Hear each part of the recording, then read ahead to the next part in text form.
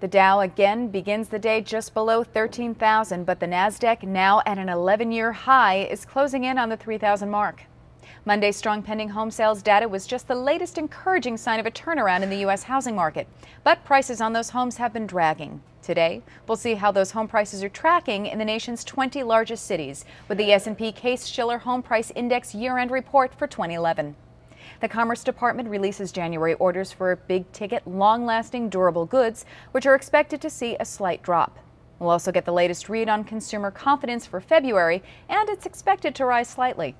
After helping bail out General Motors and Chrysler, President Obama may have a rather receptive audience when he speaks at the United Auto Workers Legislative Conference in Washington, D.C. today. And more earnings reports will trickle in today, including the latest results from DreamWorks Animation, Cablevision, Office Depot, and AutoZone. That's what Wall Street will be watching today. I'm Toni Gannon, CNBC. I'm Toni Gannon with your CNBC Market Wrap. The Dow Jones Industrials give back 74, the S&P 500 is down 2, and the Nasdaq is up 11. One of the factors weighing in on stocks today, the fourth quarter GDP, figures showing that the economy expanded at a 2.8% annual rate. That's the fastest pace in nearly 2 years, but it was below forecasts, and that did not put investors in a buying mood. Shares of Ford fell 4% following its latest earnings report. The automaker said that high commodity costs and poor performance in international markets took a bite out of profits, which were already lower than expected. And the long wait may finally be over. Facebook could file for its highly anticipated IPO as early as Wednesday, according to the Wall Street Journal. The paper says that Morgan Stanley will likely be the lead underwriter of the deal. If projections are correct, the company's valuation could be as high as $100 billion, making it one of the biggest IPOs in U.S. history. That's it from CNBC, First in Business Worldwide. Now back to Hardball.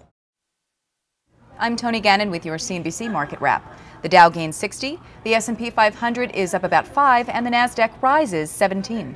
Shares of Carnival Cruise Lines fell nearly 14%. This after analysts slashed their ratings and estimates on the company. Carnival owns Costa Concordia, which is the cruise ship that capsized off the coast of Italy. The latest reports have 11 people dead, with more still missing. Banking giant Citigroup reported revenue and earnings that fell short of expectations. The company said weaker bond trading and investment banking revenues were to blame. Shares ended the day down at about 8%. Meanwhile, Kraft Foods rose today. The food giant said 2011 revenue would be up at about 10% and that profits would also be slightly higher. Sadly, that's not helping jobs. Kraft also said that it's cutting about 1,600 jobs as it realigns. But some good news for homeowners, perhaps. Natural gas futures closed at a near 10-year low. Prices are down 44% from about a year ago, and climate experts say that this past December was the 6th warmest on record. Many of you likely heat your home with natural gas, so hopefully those bills will go down for you. That's it from CNBC, First in Business Worldwide. Now back to Hardball.